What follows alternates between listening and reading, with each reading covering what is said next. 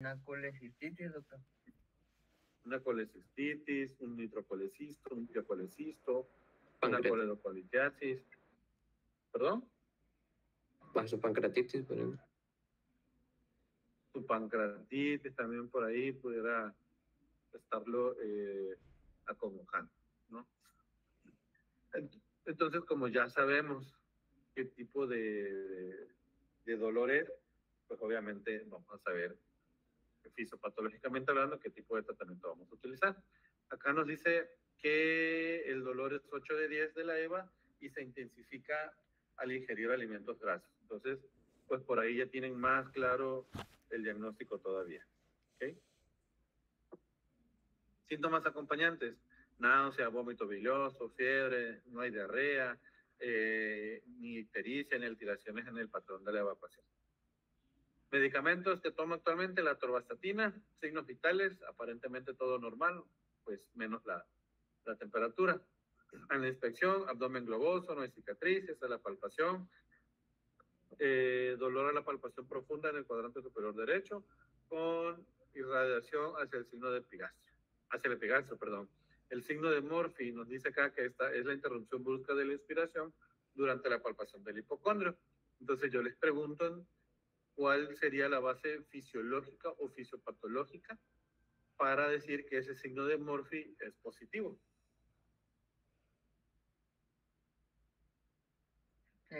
Con el dolor visceral, doctor. Ajá.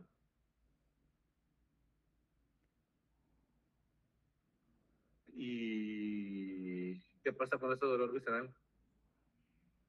Pues se supone que se inflama y duele porque chocan lo que los recubre, la parte visceral, ¿cómo se llama? La capa que recubre a los órganos. En el momento en que se inflaman, chocan, hacen el roce, por eso es que duele. Y es difuso porque, pues, como intervienen varios órganos, hasta el momento de que pegan, por eso es que duele. Ok. Entonces, lo que ocurre en muchos casos es ese proceso inflamatorio que menciona Aurora, pues no es exclusivo del órgano ni es exclusivo de la víscera, sino también a toda la pared abdominal tiene terminaciones nerviosas en donde participa aquí la sensibilización periférica, teniendo que activación de mecanorreceptores a través del proceso inflamatorio y que eso va a estimular ese dolor periférico, ¿no? Sensibilización, perdón, periférica, tomando en cuenta que aquí ya existe un dolor de tipo nociceptivo.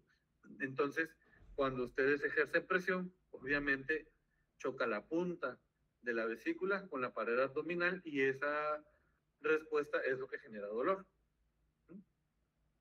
Okay. Y el resto de la exploración física, pues aparentemente normal. El diagnóstico más probable de ustedes, ¿cuál sería?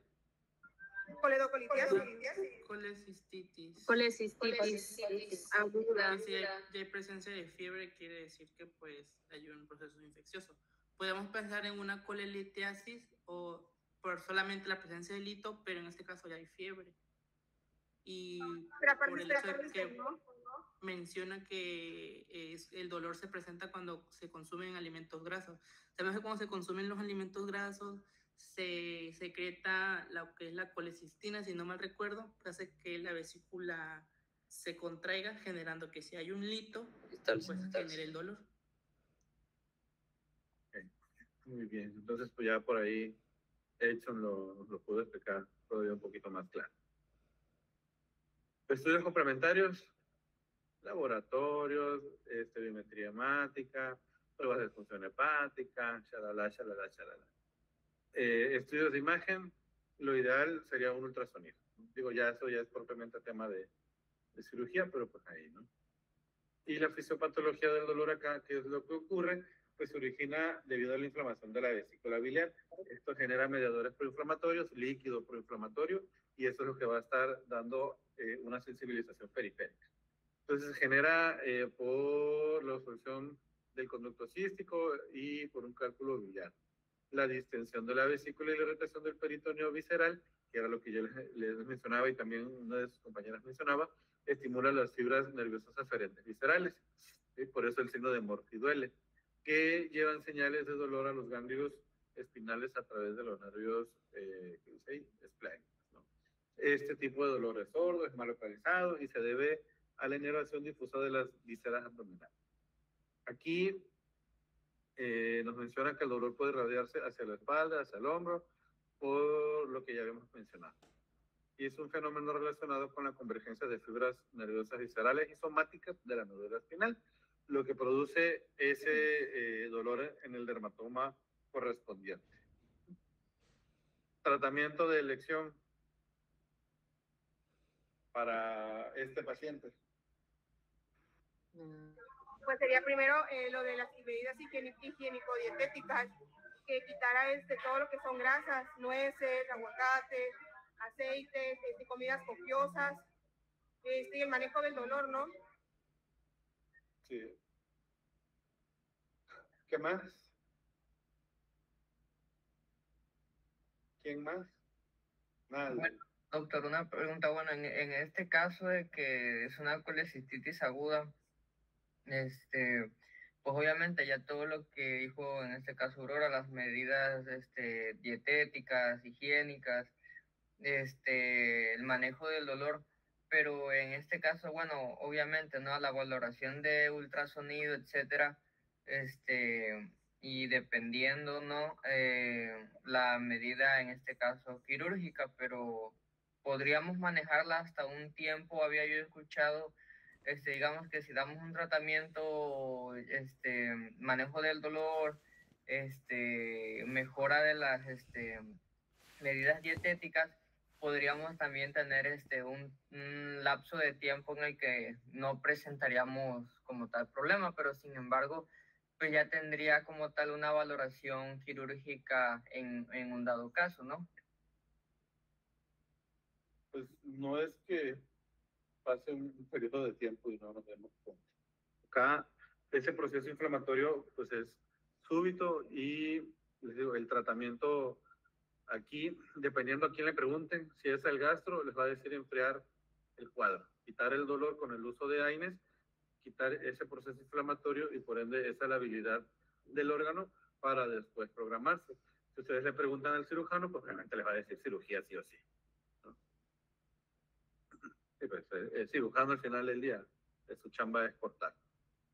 Y aquí hay un pequeño esquema hospitalario: ayuno, hidratación, antibióticos. Aquí las extracciones y el metronidazol pues, no serían de primera elección. ¿Cuál sería el tratamiento de primera elección? Si de antibióticos estamos hablando, para algún proceso infeccioso de la vía biliar.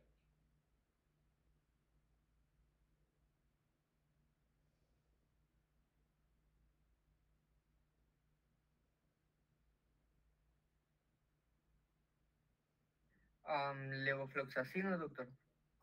¿Por qué? Yo se los había comentado.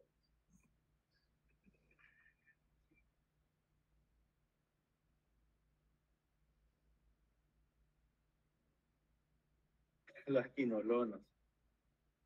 Pero aquí específicamente el ciprofloxacino, porque su vía de eliminación pues es a través de la vía biliar. Entonces cubre perfectamente contra estos tipos de patógenos gram positivos y algunos anaerobios. El tratamiento definitivo, que era lo que yo les mencionaba, pues la cual. Si es en la priva, la paroscópica. Si es en el público, a como se pueda. Con lo que haya, dice la viejita. Y el manejo postoperatorio, vamos a ver más adelante dolor postquirúrgico, que no es nada del otro día. El seguimiento 24 a 48 horas. Mira, aquí está el manejo del dolor postoperatorio, pues con AINES de preferencia.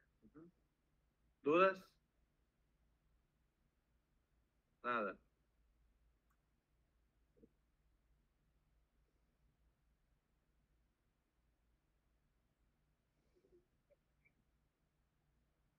¿Dudas con esto? Bueno, sí, doctor, y por ejemplo, en este caso, en cuanto, es que vimos un tema, ¿no? Que, por ejemplo, después de un evento quirúrgico, etcétera, etcétera, en un tanto tiempo podríamos tener una alza térmica, pero que no sería en este caso patológica. Aquí pues, sería quizás salirnos un poco de algología, pero lo ideal es que de manera postquirúrgica los pacientes de inicio no presenten fiebre. Si llegasen a presentar fiebre, hay que buscar ese origen infeccioso, que si es por una cole, pues probablemente la vía biliar o el lecho, perdón, el lecho quirúrgico quedó sangrando o quedó, se botó la sutura o se botó la grapa con la que fijaron la vía biliar.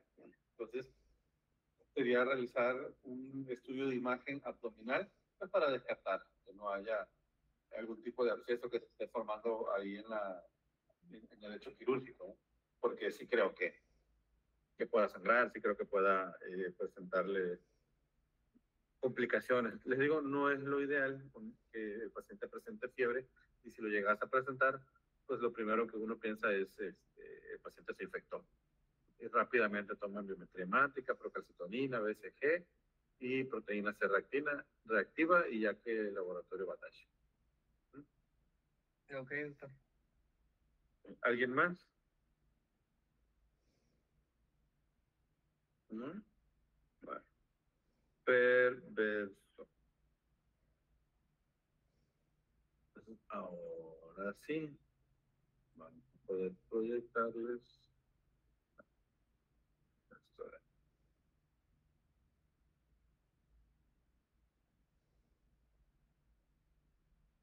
Ahí les debe de ir apareciendo. Vamos a tocar este tema también, el dolor por cáncer. ¿Alguien lo leyó? ¿Alguien ya lo estudió?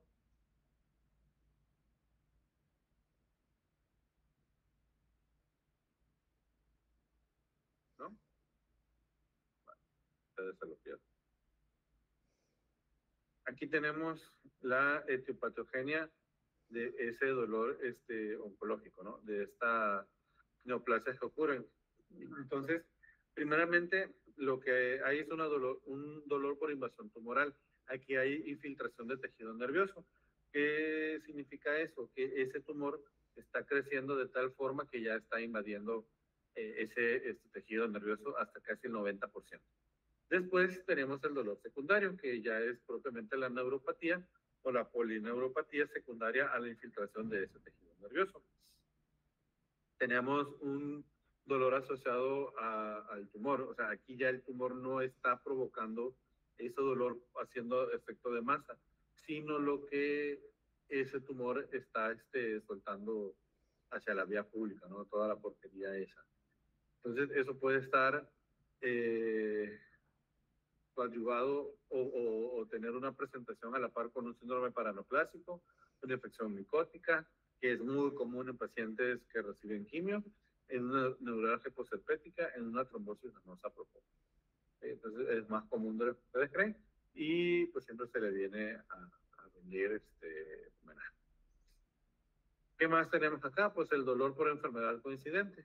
Bueno, pacientes que presentan migraña, lumbago, entre otras muchas cosas más. Entonces, a grandes rasgos, esta sería parte de la etiopatogenia de nuestro paciente por la cual pues, va a estar presentando dolor. ¿Qué nos dice acá? Las células tumorales liberan prostaglandinas, citoquinas y factor de crecimiento que traen células inflamatorias y activan receptores nociceptivos. Yo les mencionaba en dolor no facial, entra en una clasificación de neuropatía porque sí presentan una sensibilidad central con cambios plásticos de la neurona.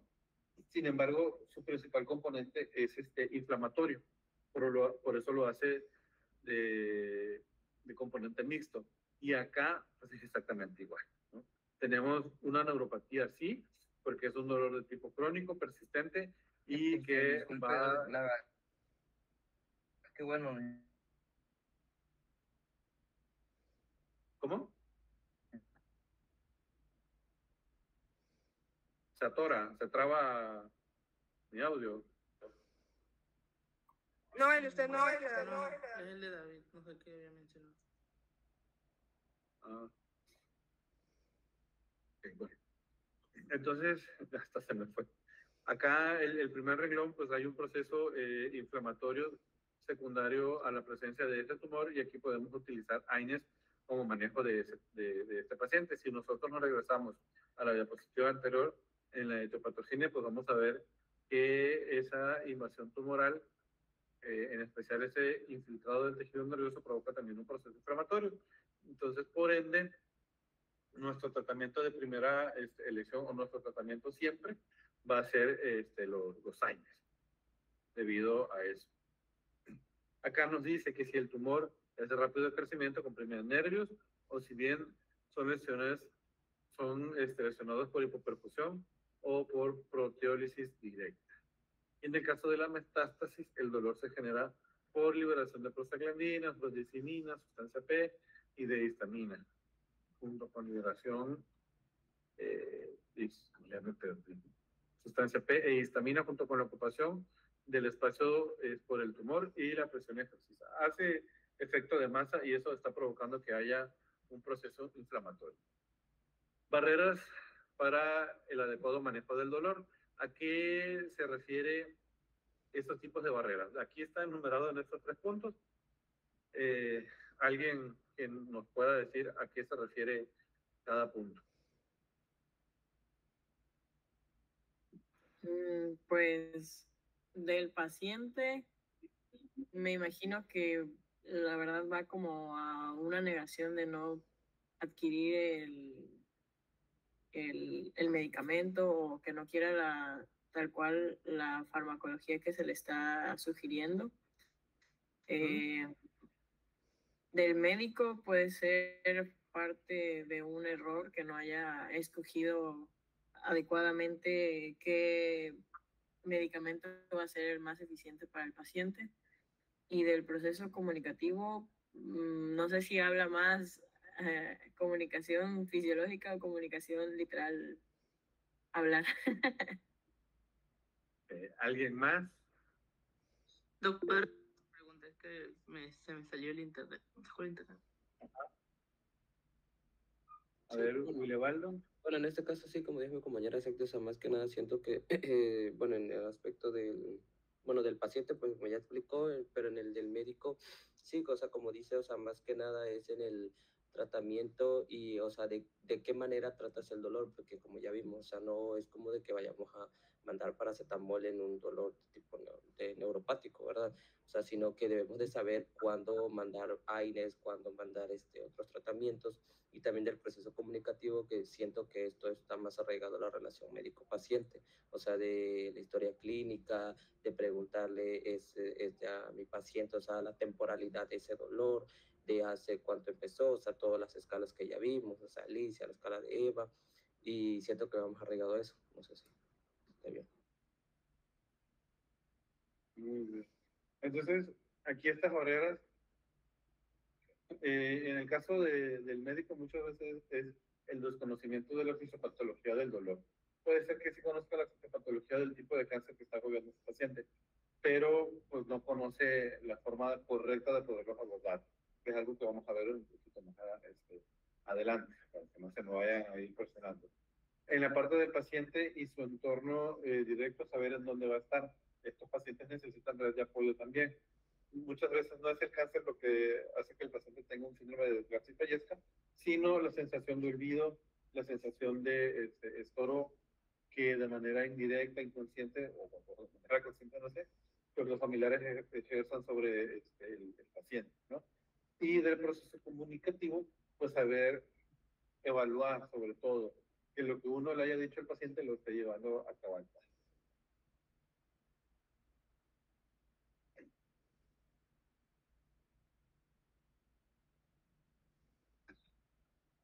La valoración y los tipos de dolor.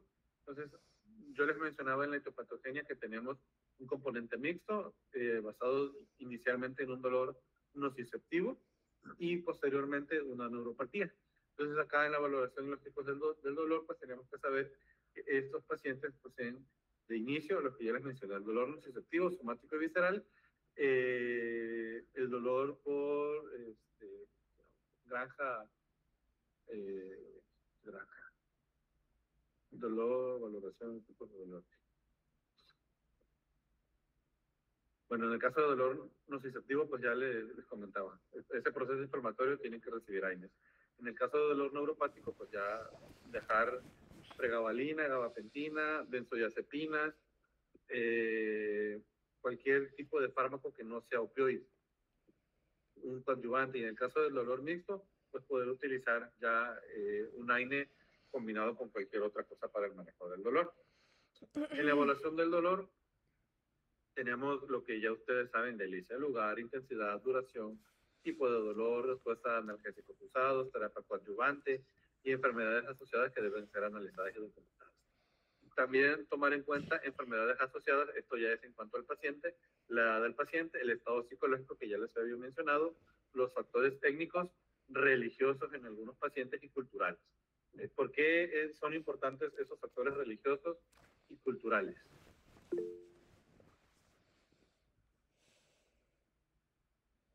A ver.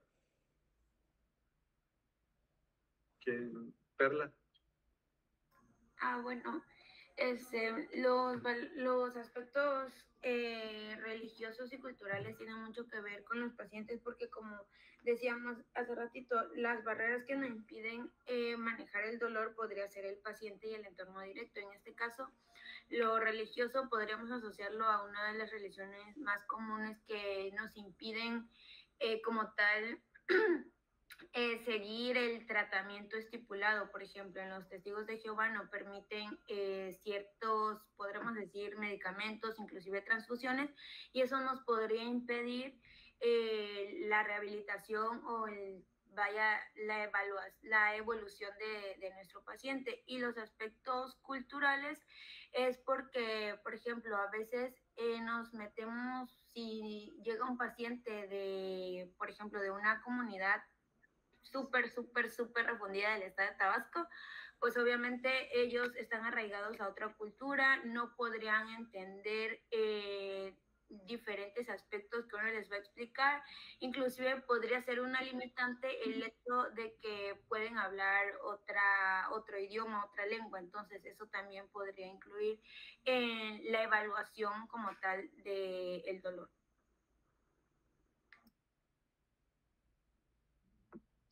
¿Alguien más? Pues puede ser que la parte religiosa sea porque en muchas ocasiones los pacientes pueden experimentar como más estrés, angustia, confusión en la parte espiritual porque no se explican como el por qué yo o interfiere más que nada con la fe de por qué Dios me castiga así. Entonces esto puede hacer de que el paciente igual se niegue a aceptar su enfermedad y no siga el tratamiento como se debe o no tome sus medicamentos como se deben. Y aparte de eso, porque igual sienten como, si son muy religiosas las personas, tienden a sentir como ese abandono de Jesucristo y de que porque Dios me abandonó y me puso en esa situación. Y entonces puede interferir en eso. Aparte de, como ya mencionó mi compañera, en algunos casos, de algunos pacientes pues pueden necesitar transfusiones de sangre y eso, o algún tipo de alivio del dolor. Y ciertos medicamentos pues están prohibidos en algunas religiones porque es como de aceptar lo que Diosito te mandó, ¿no? Bueno, así de Entonces aquí hay esa parte del duelo, de la negación, lo que menciona Aurora. ¿Okay? ¿Por qué duelo? Pues porque tiene la pérdida de la salud. Entonces entra en esa parte de negación y que poco a poco tiene que irla trabajando para llegar a la parte del aprendizaje. Y esto de aquí, que pues sí me interesa que lo aprendan. Esta es la escala analgésica de la OMS. Esta imagen viene en su manual, con lo que le dejé de leer para el Classroom. Vamos a tratar de que a ver si lo puedo hacer más grande. Lo puedo hacer.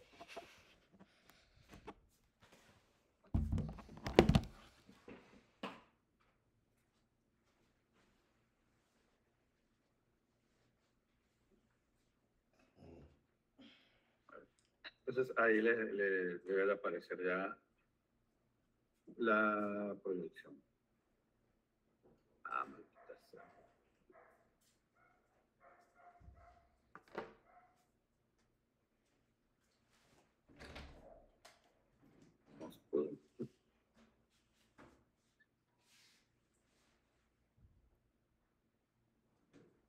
Bueno, entonces, volviendo acá. ¿Lo alcanzan a ver?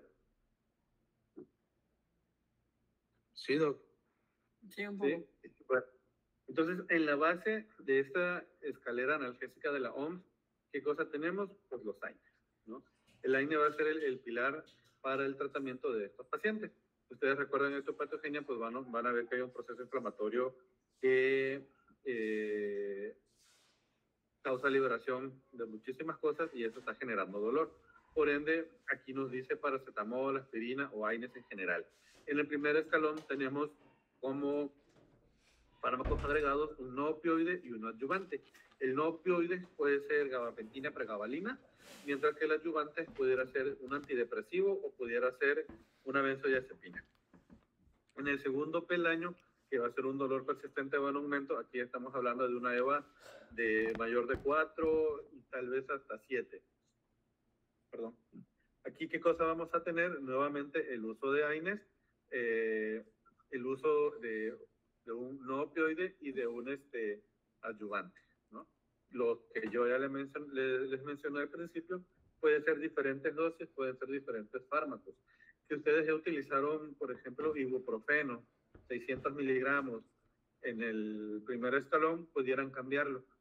Y en vez de utilizar ibuprofeno, pueden utilizar Celecoxib, pueden utilizar Etoricoxib.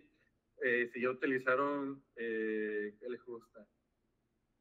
Una fluoxetina para manejo del dolor y además pregabalina, pues entonces acá ya no van a utilizar esos mismos grupos de fármacos, sino que van a poder agregar una benzodiazepina como una oscarbazepina o una carbamazepina. Porque el opioide está reservado para ese dolor persistente o en aumento. Para cualquier dolor con una escala de EVA de 8 a 10. ¿Okay? Entonces, ¿qué tenemos acá? Pacientes que van a verse beneficiados del uso de opioide para dolor moderado a severo. El ejemplo que nos pone aquí es morfina, es fentanilo, es codeína, es tramadol, ¿no? Y en el caso de la morfina o del fentanilo, pues usarlo preferentemente en el medio hospitalario. También el uso de buprenorfina, el uso de nalbuphina, poderlo utilizar en el uso hospitalario únicamente para manejo ambulatorio, si fuese cuidados paliativos, ya que ahí, por ejemplo, se pueden utilizar esos opioides de manera transdérmica y estos pacientes no tienen ese riesgo de sufrir sobredosificación, porque como se está liberando a través de la piel de manera prolongada, pues no hace un pico la absorción de ese mismo fármaco, ¿de acuerdo? ¿Dudas con esta escalera analgésica de la OMS?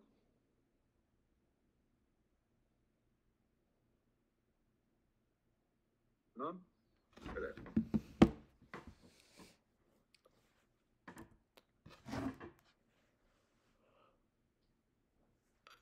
Fases del tratamiento, tenemos esto que también hace enfermería.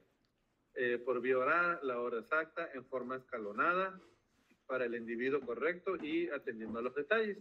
En el caso de vía oral, pues siempre que sea posible manejar la vía oral en nuestros pacientes, ¿okay?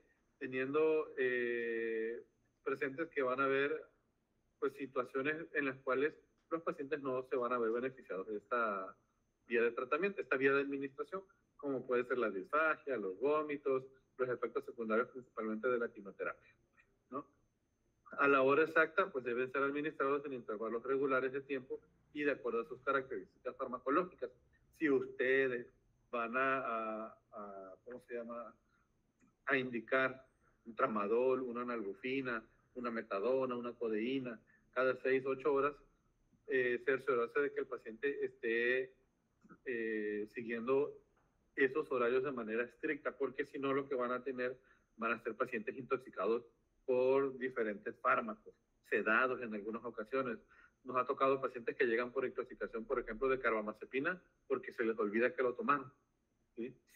De manera escalonada, pues es lo que hacía énfasis en la escalera analgésica de la OMS. Entonces, el escalón 1 involucra el uso de no opioides, el escalón 2, un opioide débil, y el escalón 3 pues, va a sustituir el opioide débil por uno pues, mucho más fuerte, ¿no? no utilicen desde el inicio el opioide, porque si el paciente no responde a eso, pues no van a saber qué darle, se van a atar de manos, además de que si ya está con un opioide, no dupliquen la dosis, mejor suspéndanlo o cambien por algún otro, porque si no también ese paciente no va a mejorar de su dolor. Acá tenemos también pues que el tratamiento pues va a estar individualizado. Eso significa para el individuo, la dosis adecuada es aquella que va a estar suprimiendo el dolor con los mínimos efectos colaterales. Si nuestro paciente se ve beneficiado de 200 miligramos de tramadol cada 6 horas, pues eso les vamos a dejar. A lo mejor 200 miligramos cada 6 horas ya es mucho y lo podemos intoxicar. Podemos cambiarlo por otro tipo de opioide que se utiliza en menor dosis y que sí va a presentar efectos secundarios, pero que pueden ser mínimos en relación a los efectos secundarios que se pueda estar presentando, por ejemplo, con tramadol. Lo mismo sucede con las benzodiazepinas, lo mismo sucede con los antiepilépticos y con todo el gabinete de fármacos que vamos a estar utilizando para paliar el dolor.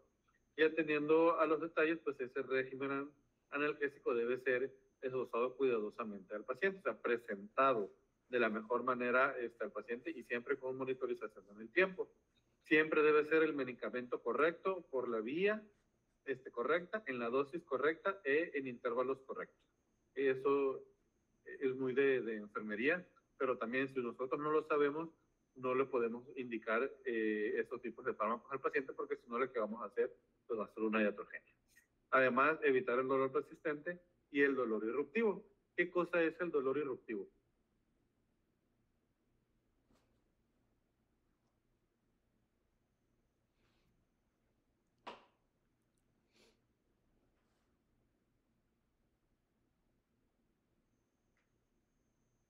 Pues es el dolor irruptivo. El dolor irruptivo es la exacerbación del mismo dolor. Pacientes que vienen con ENA de 4, de 5 y que por curaciones, por lateralizaciones, por movimiento, por X o Y razón, presentan la exacerbación del mismo y pasa de tener un 4 o 5 a un 8 o 9. ¿Okay? Y pues monitorizar los efectos colaterales y los efectos indeseados que van a tener nuestro paciente.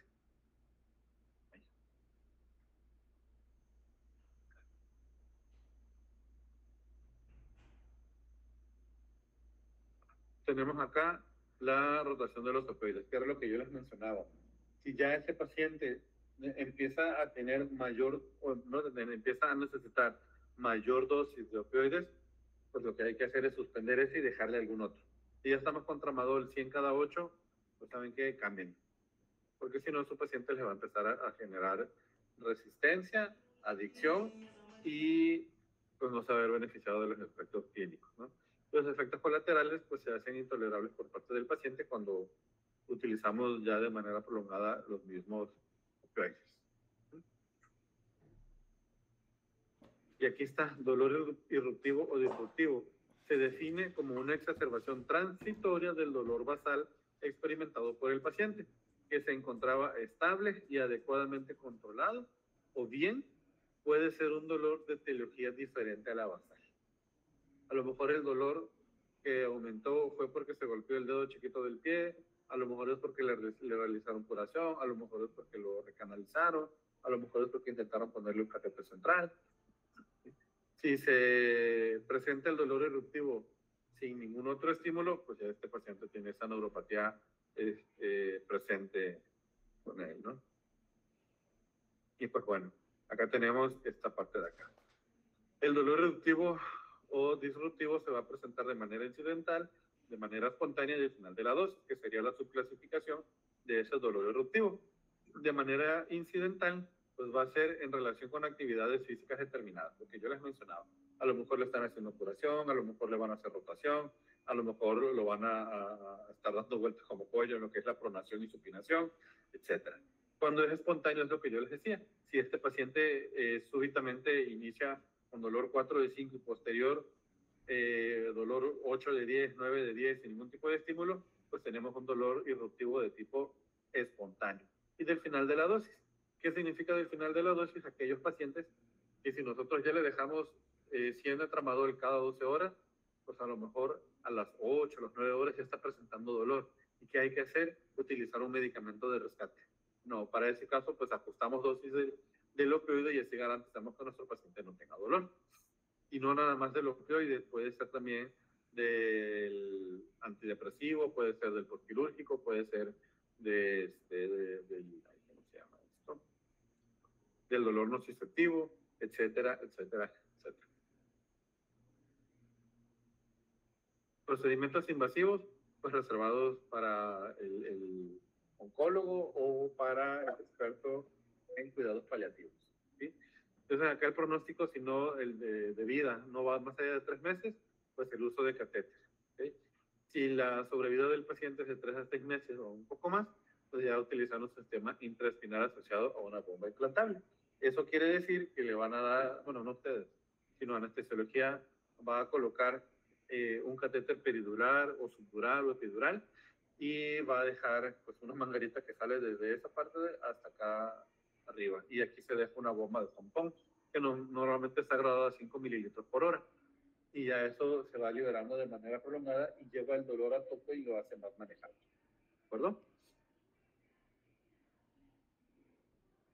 Y pues debe agregarse siempre el enfoque multidisciplinario, como ya se los había yo dicho, para todas las enfermedades y todo lo que hemos visto de algología. Pues acá debe estar el oncólogo, el algólogo, el psicólogo, que es bastante importante, el kinesiólogo, el psiquiatra, el fisiatra y el de cuidados paliativos. Siempre el de cuidados paliativos es importante porque tiene especial énfasis para este manejo del dolor en los pacientes. Además de que puede apoyar con terapias hacia los familiares, no hacia el paciente. Aquí tal vez le podríamos agregar tanatología como preparación para los familiares, no para el paciente. Y pues bueno, eso es. ¿Dudas con dolor oncológico? ¿No?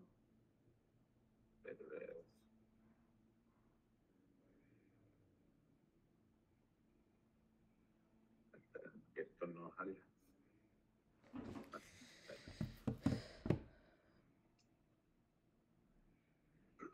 ¿Qué tema nos falta?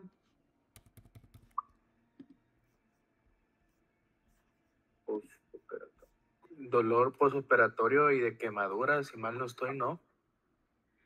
Ok. También no lo escuchamos. ¿Cuál es el problema? Edson tiene cara de que ya no puede ni con su alma. Ya no me ¿Qué te entra más pasó? información, ya. Sí, ya no me carburo. Como no tengo luz, hay mosquito, tengo calor. Ay, Dios, la prendo. Miren, la verdad es que estoy de post, o sea, estoy cansado. Pero si me ven que me cabeceo, me pierdo, es porque no sé. Dormí como dos horas, hora y media. Por eso, esta cosa no jala. ¿Será posible que no vamos a poder ver dolor postquirúrgico? No sé, una señal.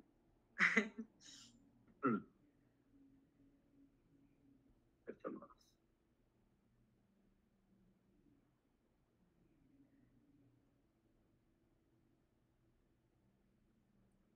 es.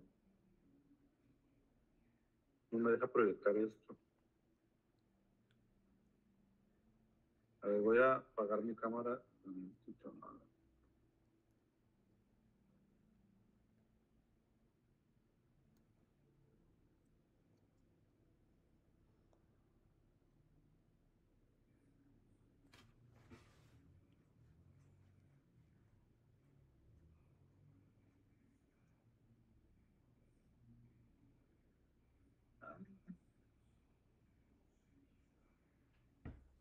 No era ahí.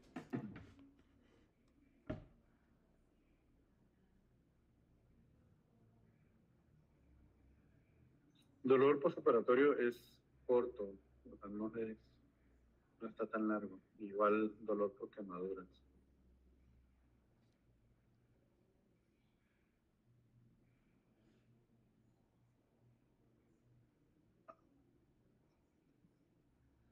¿Alguien sabe por qué no me deja proyectar esta cosa?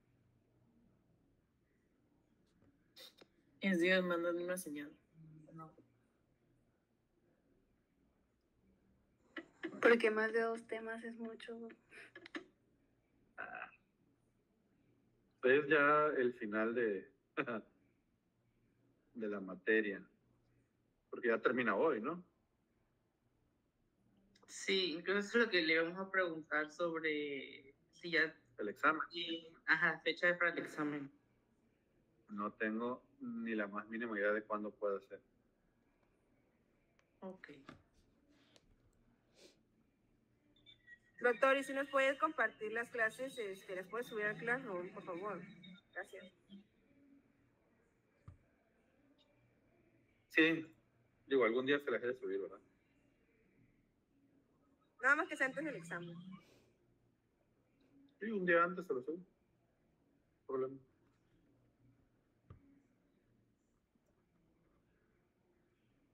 No, más días antes. Me están diciendo que lo quieren un día antes. Yo se lo subo un día antes. Bueno, mañana. Bueno, alguien que lo pueda proyectar. Ahí están las diapositivas en el Classroom, en la unidad 5. ¿Alguien si me hace ese favor? Yo la verdad no puedo, no tengo luz y no estoy en mi tablet. No, ya está tronando. Yo lo presento si gusta. A ver.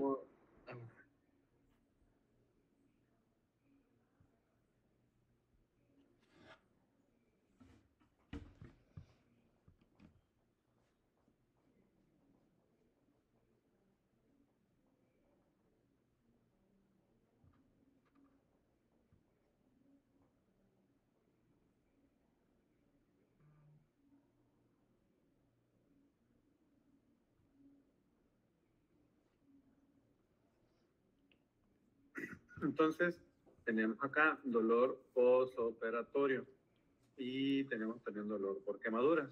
Ponle la que sigue. Bueno, en el caso de quemaduras, tenemos que las lesiones, por quemaduras, son una de las formas más devastadoras de traumatismo. Tanto a nivel renal como a nivel muscular, como a nivel psicológico, a nivel social, las lesiones por quemaduras pues generan muchísimo daño. Pon ahí la que sigue, por favor. Algo importante en quemaduras siempre va a ser esto, la clasificación. Tenemos que saber cuáles son quemaduras de primer grado, cuáles son quemaduras de segundo grado y cuáles son quemaduras de tercer grado, porque basado en eso va a ser el tratamiento que nosotros vamos a estar implementando. Tratamiento para el dolor, no tratamiento para la quemadura per se, ¿no? Porque aquí no vamos a estar abordando reanimación hídrica, aquí vamos a estar manejando toda esa parte del dolor. Entonces, quemaduras de primer grado, los ejemplos más claros van a ser cuando ustedes van a la playa y se asolean, cuando les cae un poco de agua caliente. Quemaduras de segundo grado puede ser agua hirviendo que haya caído sobre la piel y esto esté generando plictenas. Obviamente va a haber edema, va a haber enrojecimiento, va a haber aumento de la temperatura local. Y quemaduras de tercer grado, pues va a ser la destrucción total de la piel y junto con la piel las terminaciones nerviosas también. Por eso, en el caso de las quemaduras de primer grado, arden y duelen mucho, ¿sí? Aquí hay un proceso inflamatorio local, no tan severo, que remite unas semanas después. Empieza a desinflamarse la piel y es ahí cuando empiezan a mudar y a caerse toda la piel muerta. En el caso de las quemaduras de segundo grado también está ese proceso inflamatorio y eso está provocando que tengan muchísimo más dolor y sean hasta intolerables en cierto punto. Y ya en quemaduras de tercer grado, pues no duele. Si no hay nervio, no duele. Sin embargo, se van a encontrar pacientes que pueden tener los 3 tipos de quemaduras. No necesariamente pacientes con quemaduras de tercer grado exclusivamente, ni de segundo grado exclusivamente, ni de primer grado exclusivamente. En el caso de segundo grado tenemos superficiales y tenemos profundas, ¿no? Eso también lo deben de saber. Pónganle la que sigue. Los componentes del dolor por quemaduras. Tenemos el dolor basal, que va a ser el dolor que va a presentar el paciente en reposo en las áreas quemadas. Tenemos también el dolor irruptivo, que es el que ya habíamos visto, que aquí va a ser por actividades simples como el cambio de posición, el girarse de la cama, el caminar o realizarle algún tipo de procedimiento, que es el que está abajo, dolor por procedimiento terapéutico, desencadenado por la cura de las heridas, ya sea que se realice una o varias veces al día, y esta puede alcanzar intensidades soportables. Lo recomendable, si ustedes van a curar a un paciente quemado, es que le puedan aplicar analgésico antes de. ¿Okay? Va a haber gran variabilidad del dolor entre los pacientes porque cada paciente es diferente, ¿sí? El dolor puede ser prolongado y puede durar de semanas a meses, convirtiéndolo en un dolor de tipo neuropático. No disminuye con el tiempo, excepto pues, al final de la hospitalización. Dale la que sigue. Las etapas según las etapas de la evolución, tenemos la etapa de reanimación, la etapa aguda y la etapa crónica. ¿Quién me dice etapa de reanimación?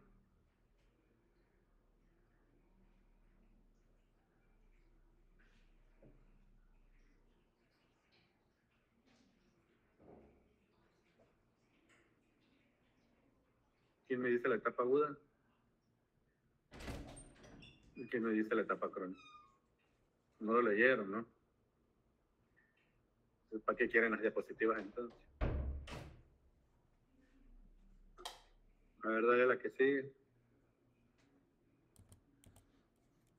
Acá está. Neurofisiopatología del dolor por quemaduras. Entonces, ¿qué es lo que va a pasar acá? Tenemos estímulos dolorosos. Esos estímulos dolorosos se van a ver interpretados a través de los nociceptores de tipo termorreceptores. Aquí ya hablamos de frío y calor. Entonces, ¿qué sucede? Hay una sensibilización periférica partiendo de esos termorreceptores y que va a generar también una respuesta inflamatoria. Entonces, esa exposición prolongada y repetitiva nos va a llevar a la segunda fase del dolor. ¿Qué significa? La persistencia del estímulo doloroso va a generar que haya persistencia de la vía dolorosa a nivel central. Por ende, empieza a haber la sensibilización central. Disminuye el umbral de adaptación y aumenta esa hiperexcitabilidad. Entonces, esos pacientes empiezan a tener ya un dolor por el cual ya no es manejable ni tolerable con AINES ni con nada de lo que utilizan al principio. Entonces, acá tienen ya que utilizar fármacos un poco más avanzados, que también ahorita los vamos a ver. Esa sensibilización central lo que va a hacer es una amplificación de la respuesta del dolor debido a esos cambios plásticos en la neurona y también a la presencia de neurotransmisores excitatorios, como ya lo hemos visto hace un momento. Aquí va a estar presente la sustancia P, va a estar presente noradrenalina, va a estar presente se me fue. Se me fue. Pero bueno, entonces, como ya lo saben, ya me entienden qué cosa es lo que sucede. Esa amplificación de la respuesta del dolor mediada por neurotransmisores, pues va a provocar que haya alteración en la intensidad. Estos pacientes van a estar cursando con alodinia en cualquier parte del cuerpo. ¿Okay? Entonces, esa relación estímulo-respuesta evidentemente va a estar alterada. El estímulo no necesariamente puede ser fuerte y el paciente va a referir muchísimo dolor. Aunque aquí tenemos un estímulo persistente, por tanto la respuesta va a ser más exacerbada todavía. Pacientes que se pueden llegar a infartar por el mismo dolor, pacientes que van a estar refiriendo 100 de 10 en escala de la EVA y que en muchos casos van a necesitar la sedación para poder manejar el dolor. Dale a la que sigue. Entonces, es esta parte de acá, pues lo que yo les mencionaba. La fisiopatología del dolor lo podemos resumir en este cuadro que tenemos acá. Tenemos ese componente nociceptivo que es la estimulación de los termorreceptores a través del calor o del frío. Eso va a provocar que haya una alteración en la modulación. Va a haber una sensibilización periférica, la cual va a generar una respuesta inflamatoria, y una respuesta inflamatoria que va a estar generando potenciales de acción que se van a estar disparando hacia la vía central de manera persistente. Una vez que esa vía persistente se mantiene, pues tenemos una sensibilización central que va a estar mediada por este neurotransmisor en específico, el N-metildeaspartato. Dijimos que el N-metildeaspartato, ¿qué cosa es? ¿Es excitatorio o es inhibitorio? Es inhibitorio, doctor. Inhibitorio. Inhibitorio. Si anteriormente dijimos que el N-metildeaspartato es uno de los reguladores, ¿por qué aquí tenemos activación de este?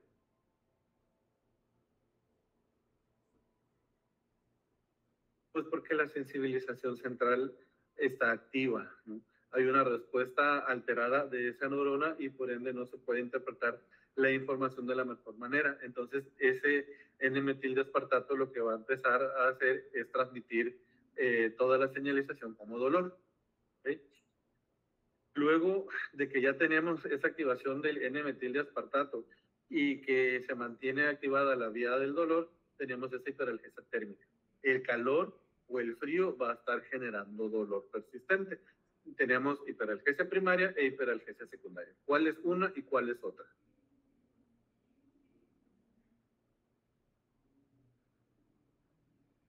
Lean. La primaria, pues, es la que dice que es por estímulos dolorosos, pues produce el aumento en la respuesta dolorosa. O sea, que esto es mediado por los fenómenos que ya había mencionado de sensibilización periférica y central. ¿Y la segunda?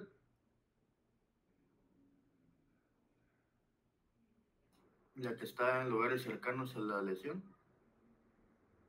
Los dolores cercanos a la lesión, ¿no? Entonces no hay piarse. Uno es por el estímulo y otro es por continuidad a la lesión. En el caso de estos pacientes que tienen alodinia térmica, el más mínimo cambio de temperatura les va a estar generando dolor, y esto a su vez genera esa hiperexcitabilidad en la neurona, provocando así toda la maraña de dolor que el paciente va a estar presentando ante una quemadura. ¿Quedó claro? Es una secuencia nada más que esto va siguiendo hasta terminar en la respuesta dolorosa del paciente. Ponle ahí la que sigue.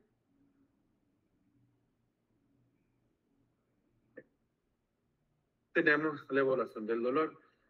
¿Qué es lo que tenemos que hacer acá? Pues de entrada, conocer los mecanismos del dolor en el paciente quemado, así como los cambios fisiopatológicos y sus distintas etapas.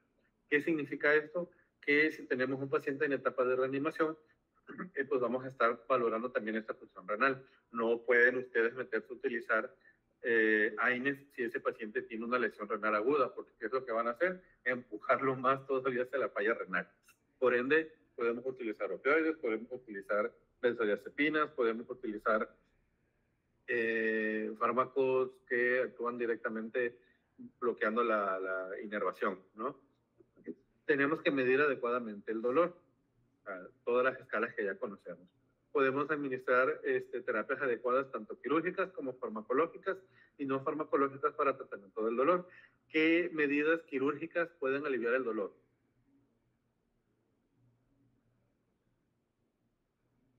Tal vez la ablación del nervio, tal vez el lavado quirúrgico, tal vez un aseo mecánico, la debridación, etc. En farmacológicas, todos los fármacos habidos y por haber, y en no farmacológicas, aquellas medidas de sostén que van a ayudar al paciente a ir disminuyendo el dolor, como la aplicación de frío o de calor. David.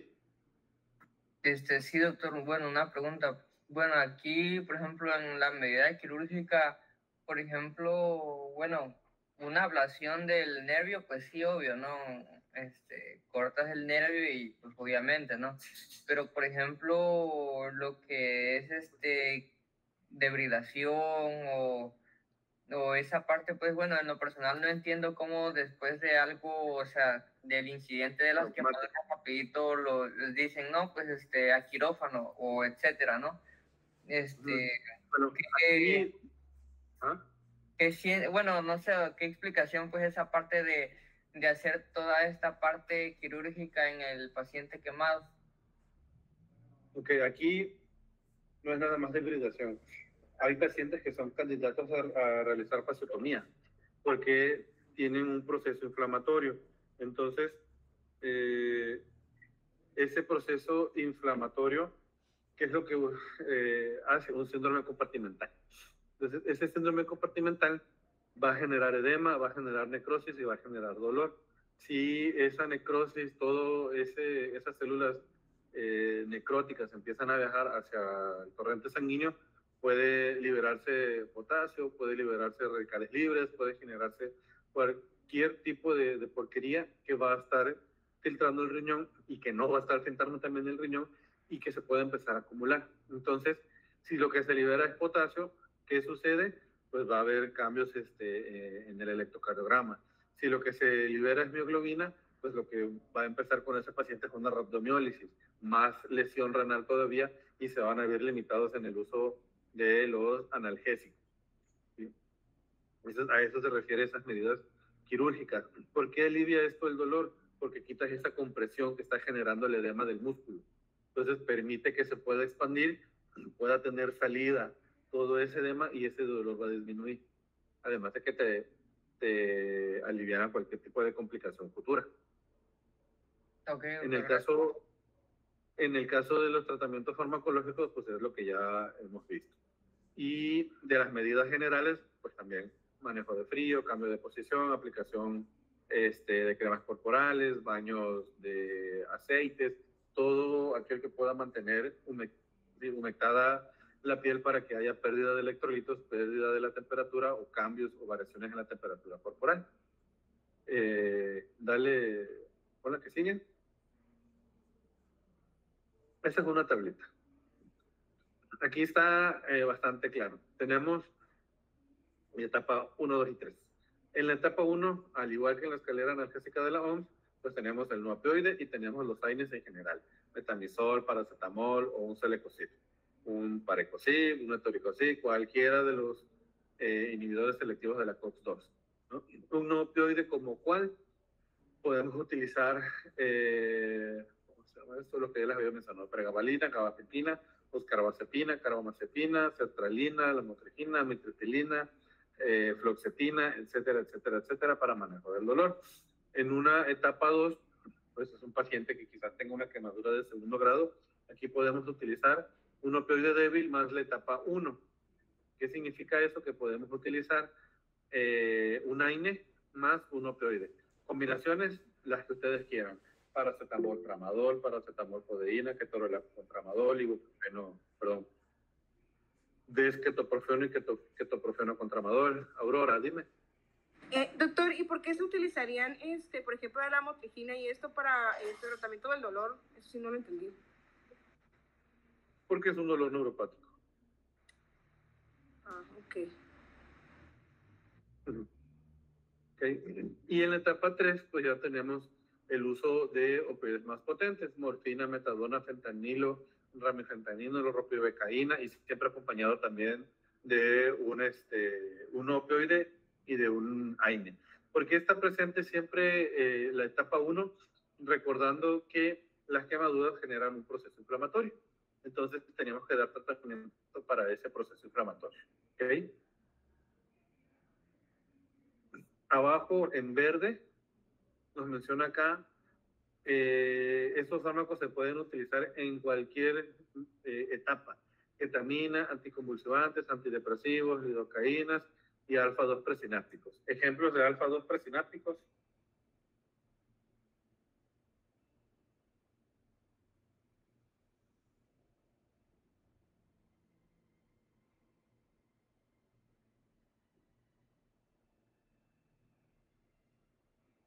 Alfa-metildopa.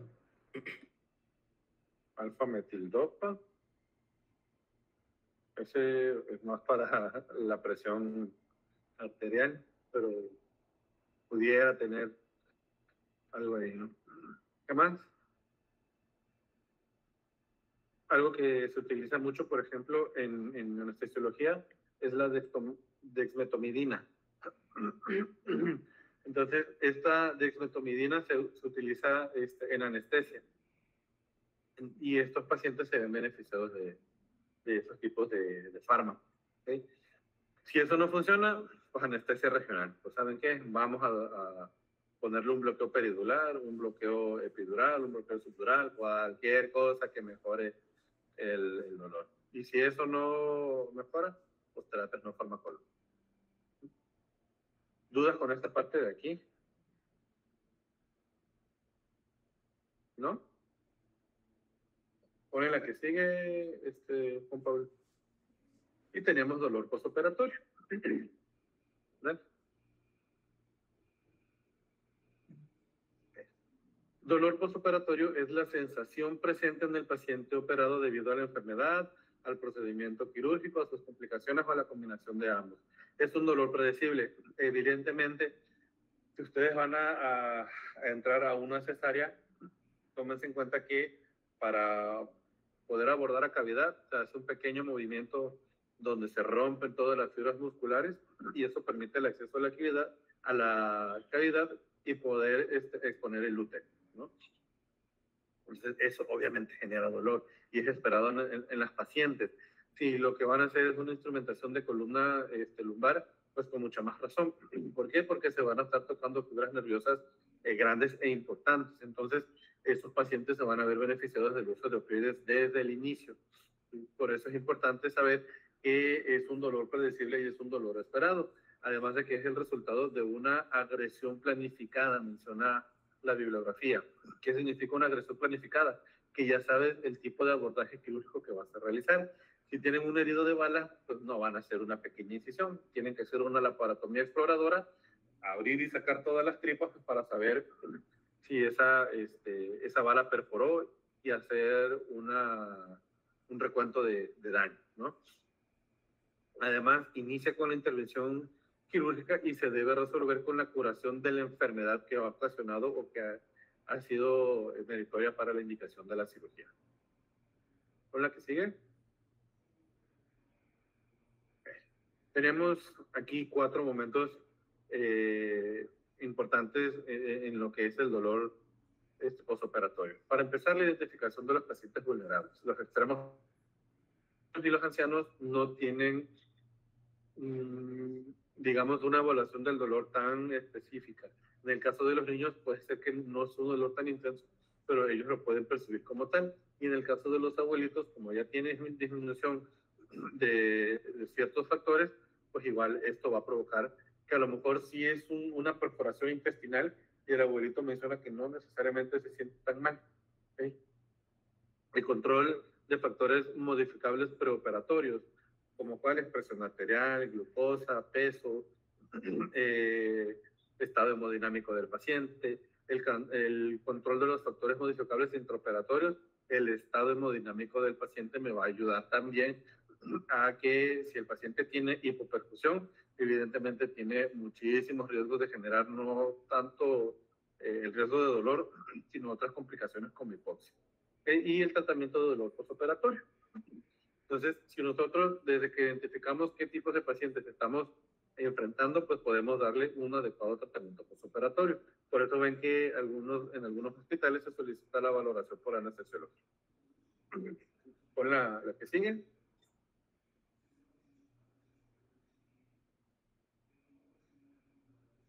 La fisiopatología del dolor, escúchala ahí un par de veces.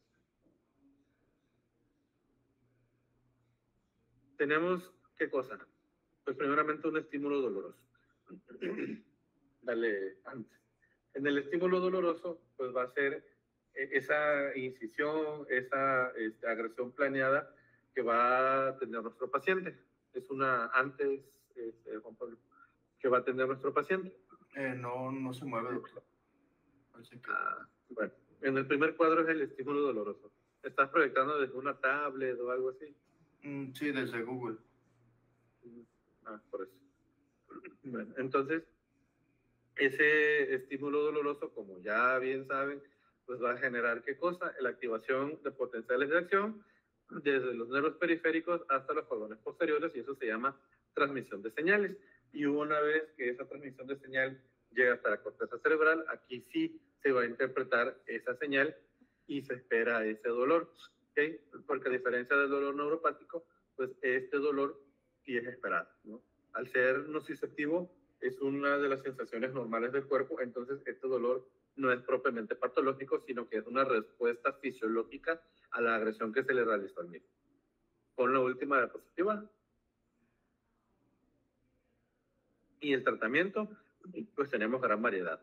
AINES, analgesia tópica, inhibidores selectivos de la COX-2, como el selecosib, toricosib o paricosib, opioides débiles, como el tramador o la codeína, opioides potentes, como la nalbuphina, la metadona, el fentanilo, la morfina, la buprenorfina, la anestesia regional, que se puede realizar con lidocaína, ropivacaína pesada, y el mantenimiento se puede hacer con dexmedetomidina. ¿Sí? ¿Dudas? ¿No? ¿Todo claro? ¿Sí? Excelente. Bueno. Ya, Juan Pablo, puedes quitar la presentación. Bueno, entonces, creo que hoy termina la materia de urología. Si no es así, pues ya nos veríamos la próxima. Pero creo que sí termina hoy. Entonces, espero que haya quedado claro. La fecha del examen no la pongo yo, esa la pone la universidad. Muy probablemente sea en diciembre o noviembre, pues porque ustedes ya salen a internado el próximo año, ¿no? Algunos, los que pasen todas sus materias. Sí, pues algología no está difícil, realmente es nada más tenerle un poquito de lógica y ya saben qué es lo que van a manejar. Y si no saben, pues déjenle paracetamol.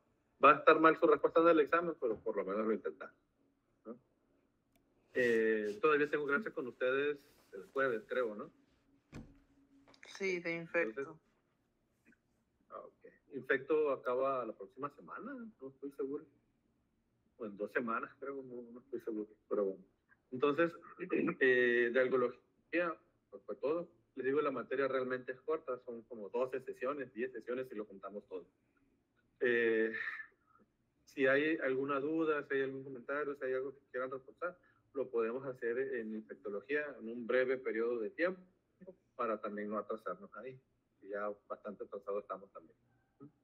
Entonces, ¿dudas, comentarios o algo? ¿Tienen otra clase después de esta? ¿No? Yo soy el que tiene clase todavía. Entonces, nos vemos el jueves. Sí, doctor. Ok, muchas gracias, doctor. Gracias, doctor. Gracias, Ah. doctor. Bonita tarde. Buenas noches.